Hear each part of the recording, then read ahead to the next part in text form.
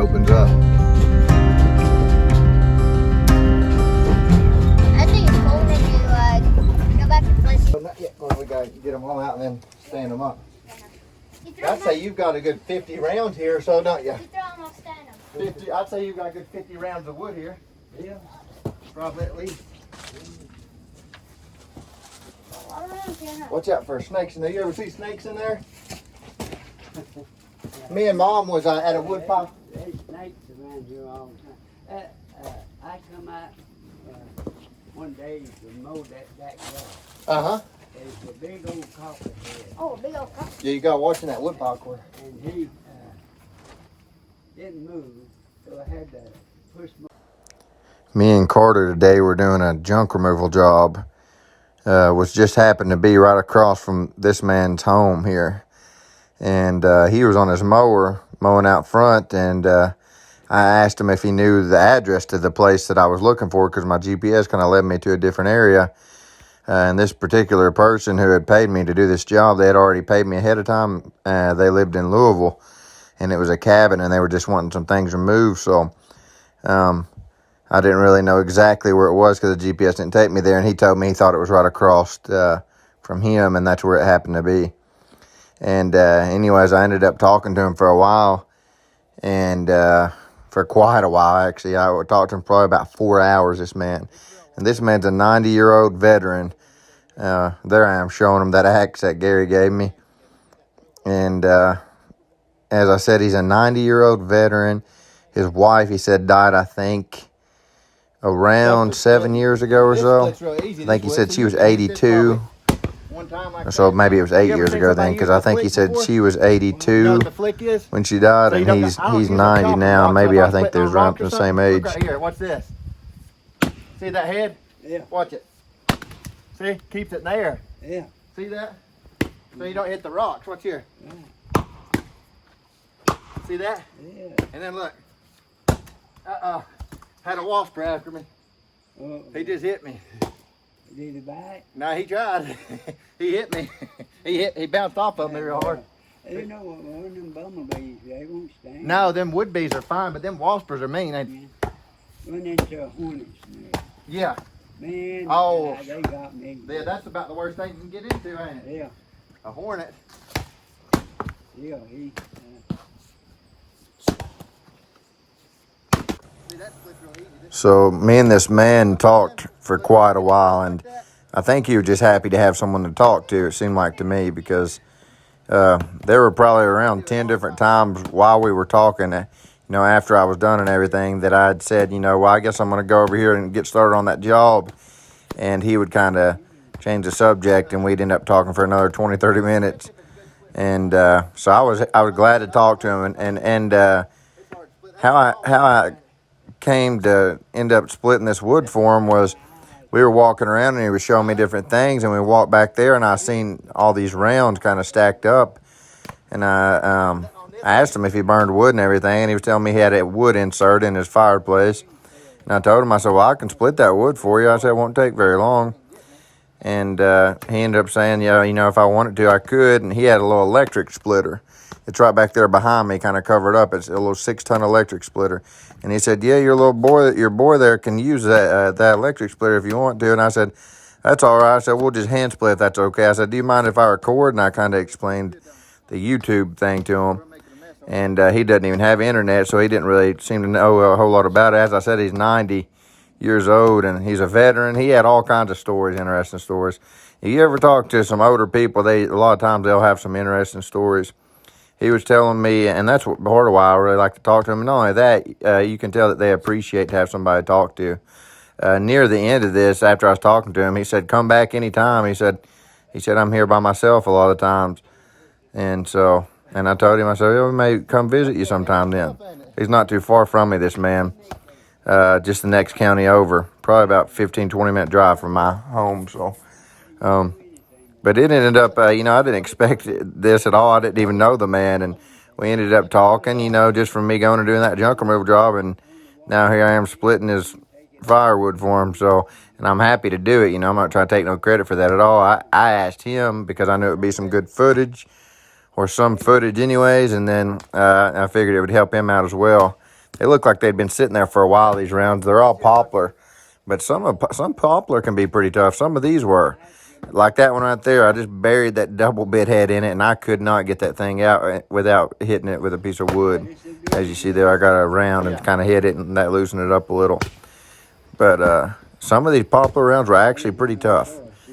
It seems like they can be when they're knotted and stuff, and some of the bigger rounds seems like they can actually be somewhat tough.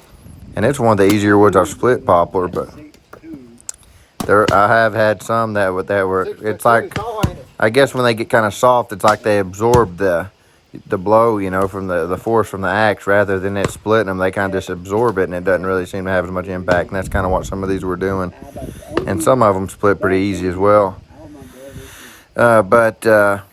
Anyways, as I said, we ended up talking for quite a while. He told me quite a few different stories, and we ended up getting all this wood split and stacked for him, and then went over there and did the job, or most of the job. That I actually got to go back in the morning and do a little bit more, I believe, over there.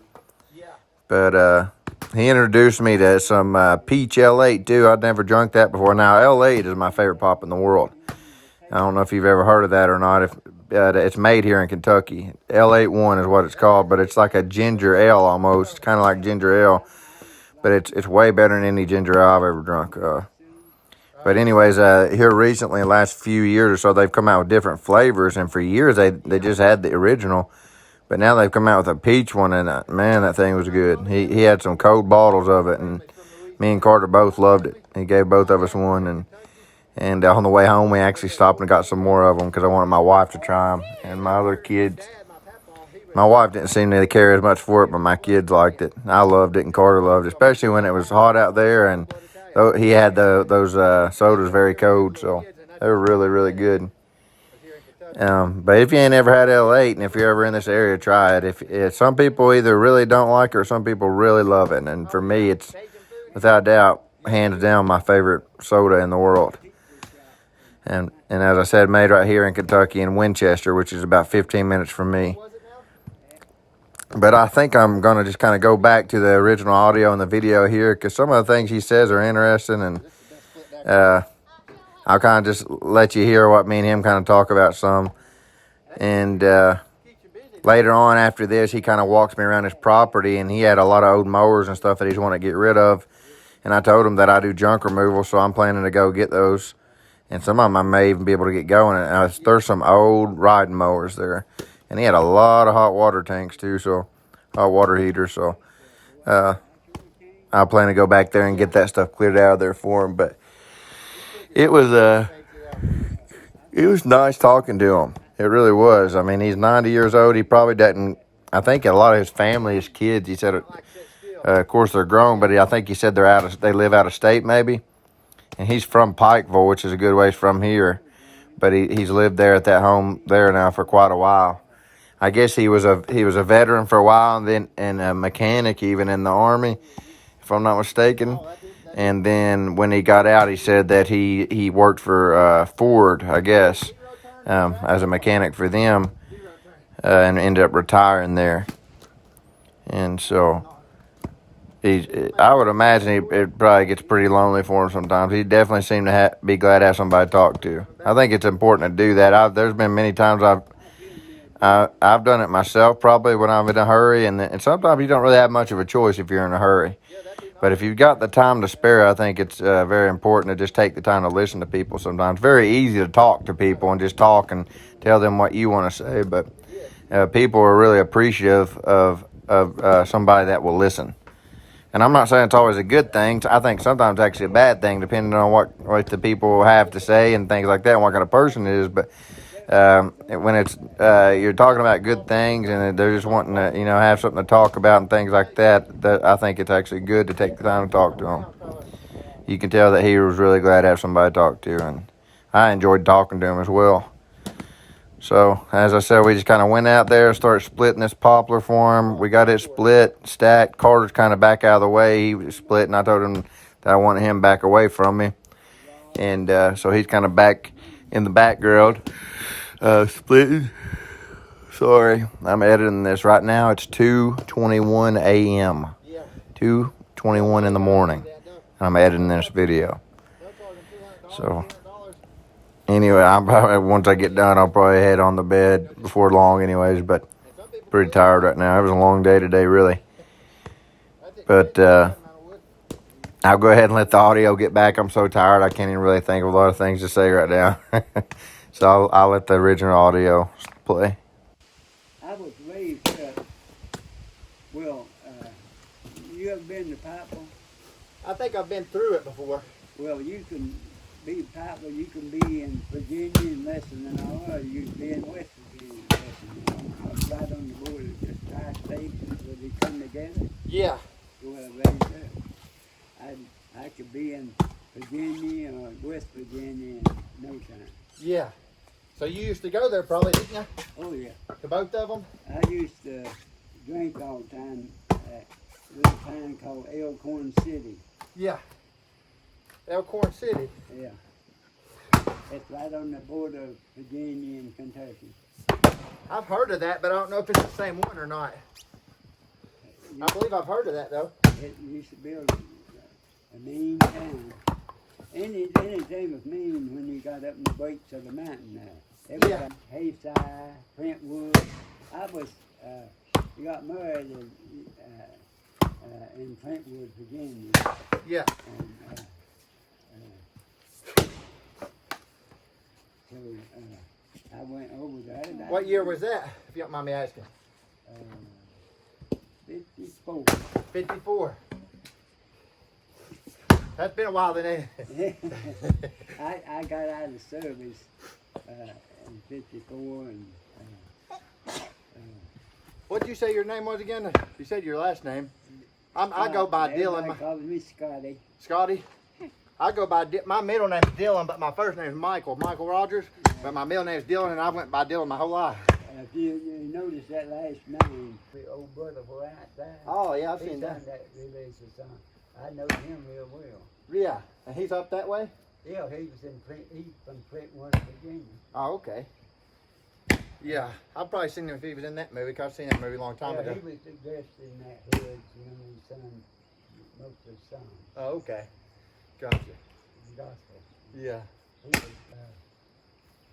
talked about a good singer he was, and he was writing it. Well, I wish I could have played the melody like him. I tried Yeah. bluegrass music and wasn't doing it. Yeah. Never could. Some of them skill. I done a lot of jam sessions with people. I played the mandolin and Some of them people skilled, ain't they, with music? yeah. I can't even play guitar. I've been trying to learn for years. I've got an acoustic guitar, and I had one for about 4 years. I never did hardly learn how to play. I had a Gibson. Yeah. I lived in the Gibson. And then here not too long ago, my daughter come down. She said, I want your guitar. I said, what? She said, well, you got a D14 guitar. And I said, okay, go in there and get it. You gave it to I her? heard her say, now the son won't sell nothing. Yeah. But I heard the daughter say, boy, I'll get a pretty penny. So that's what she's wanting it for. Yeah. You wonder if she sold it by now. I'd say, I'll hit the gold. And then She probably did get a lot out of that, I'd say. Yeah, yeah. Right through a knot there. How long did you have that for? Ever since I was a kid. Really? Yeah. Yeah. You know what one of them is called? I'd say she got a lot out of it. Yeah. She, like I say, she cut out to me. You get rid of anything for a buck. Yeah. Right now, I own that bar. I never did make no money. Peanut nuts. Yeah. They used to have all the bars back in the old days. They'd take these planted peanuts that were in the shell, Uh-huh. and they'd spread them out on the floor, and they'd dance on it, and grease the floor, you know. Peanut nuts? So you dance on the peanuts? Yeah, Well, peanut nuts. I never heard of that. That's interesting. Yeah, I had to look that peanut nuts. yeah. Huh? Probably just a bird or something. My son's an engineer. Yeah. He spent a lot of time in Wichita Falls, Texas. Yeah. Now he's in South Carolina. South Carolina? South Carolina. South Carolina? Yeah, Aiken, South Carolina. Huh. And he's been an engineer ever since he got out of college, I guess. Been all over then. Huh. He's on the road now. He goes all over the world. He's not bragging. He's one of the big shots in that plant. In what now? It's a chemical plant. Chemical school? Yeah. He's engineer, but I don't know what he is now. He's more like a troubleshooter. Yeah. You know, he goes all over the world. Right. I'd say he does do pretty good with that. Yeah. And his daughters, I don't know how he done it. All three of his daughters, he wound up being married engineers. Really? Yeah. He must have talked to him a lot or something about He must have done some talking. He probably wouldn't give them away unless they was engineering. Yeah.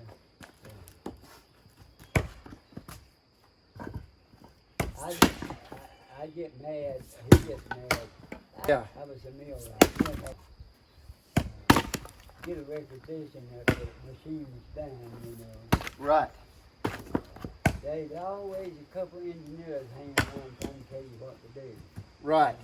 And finally they'd come to the point where they'd come to me, first thing they said, what do you think?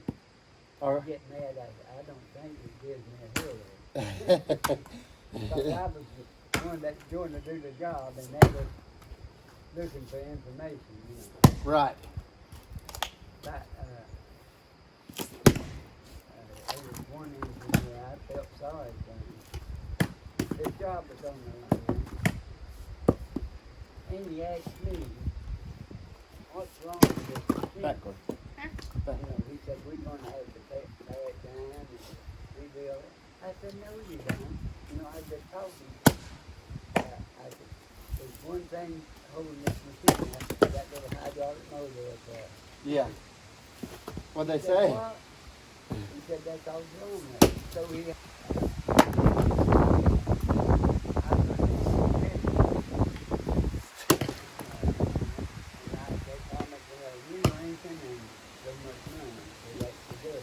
Yeah. I come in one day and get focused on my work station. What? Bluegrass. Really?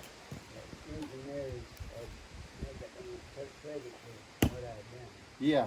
Oh, wow. And now that new income and so much money. And you wouldn't see it.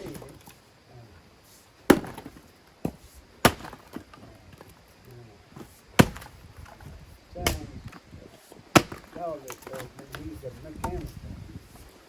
Yeah. So you got a lot of engineers in that family. So he come down here and he was doing our work on it. Making them up. Yeah. And I give him information and everything.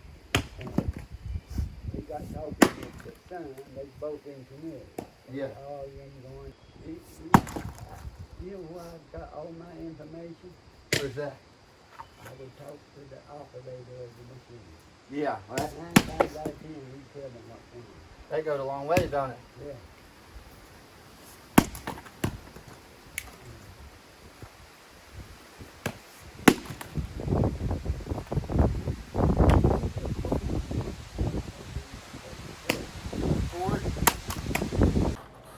All right, I figured I'd pop back in for this part and add a little bit of more audio manually.